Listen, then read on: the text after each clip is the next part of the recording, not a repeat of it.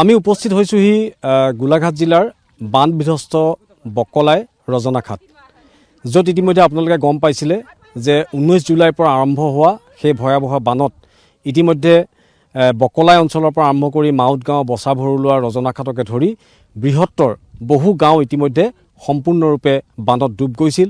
আৰু তাৰপিছত লাহে লাহে বান শুকাল, পৰিস্থিতি লাহে লাহে স্বাভাৱিক হৈ আহিলে আৰু ইয়াৰ স্থানীয় বাসিন্দাসকলো পথাৰত আকৌ কৃষি কৰ্মৰ কাৰণে নামি পৰিল। মই এজন কৃষক মোৰ লগত উপস্থিত আছে, মই তেখেতৰ ওচৰলৈ অকণমান যাম। এয়া মাটি আপোনাৰ নেকি? হয়। এতিয়ালৈকে কেইবাৰ ৰুবলগীয়া হৈছে?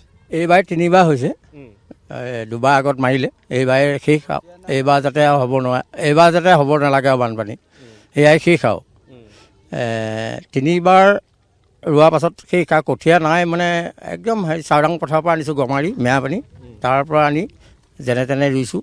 2বাৰ হালেই বাবলগীয়া হৈছে, গতিকে বহুত খৰচ হৈছে।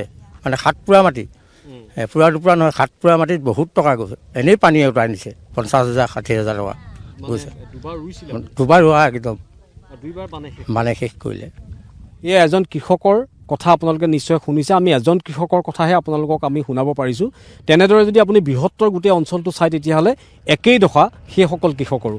এবাৰ নহয়, 2বাৰ নহয়, 3 নম্বৰ বাৰ ইতিমধ্যে তেখেতসকলে ইয়াত এয়া মাটি ভূঁই ৰুই আছে। মই অকণমান যদি এগৰাকী ৰোৱনী আনিব পাৰোঁ।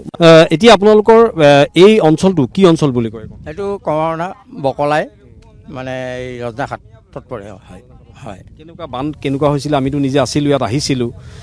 এতিয়া পানীবোৰ কিমান ঘৰবিলাকত মানুহ গৈছে নাই? যাব পাৰিছে আৰু অলপ, মানে ভুবীয়া হৈ আছে আৰু চফা কৰিছে আৰু। কালিৰ পৰা পথাৰ অলপ ওলাইছেহে, মানে কালিলৈকে অলপ ডুবিয়ে আছিলে, কালি অহা হ'লে ৰুবই নোৱাৰোঁ, আজিহে ৰুব পৰা হৈছে। কালিলৈকে আলি জিলিকি আছিলে, কিছুমান পথাৰ মানে ৰুব পৰা হোৱাই নাই। হয়, নদী কাষৰ পথাৰসমূহ এতিয়াও ধান খেতিৰ কাৰণে উপযোগী হৈ উঠা নাই, পানী আছে। বাইদেউ অকণমান আগলৈ আহক।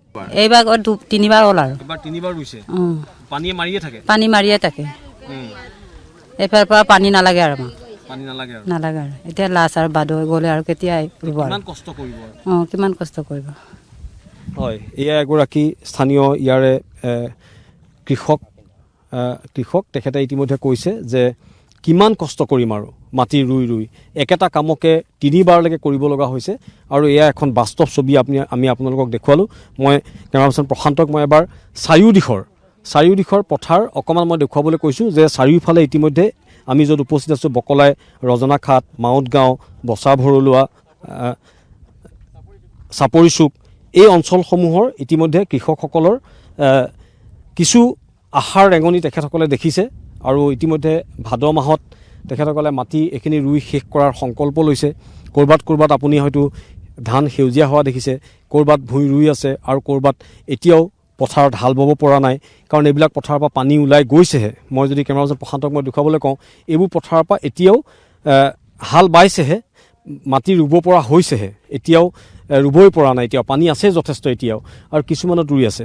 আৰু এয়া বানে বিধ্বস্ত কৰা এই অঞ্চলসমূহ কৃষকৰ এই হাহাকাৰ অৱস্থা, যাৰ বাবে তেখেতসকলে এইবাৰ ভগৱানক প্ৰাৰ্থনা কৰিছে যাতে আৰু তৃতীয়বাৰৰ কাৰণে সেই ভয়াৱহ বান নাহে। আৰু তৃতীয়বাৰ বান যদি আহে তেতিয়াহ'লে তেওঁলোকৰ দুখ কুলাই পাচিয়া নধৰা হ'ব, খাবলৈ ভঁৰালত খুটকনো নাইকিয়া হৈ পৰিব।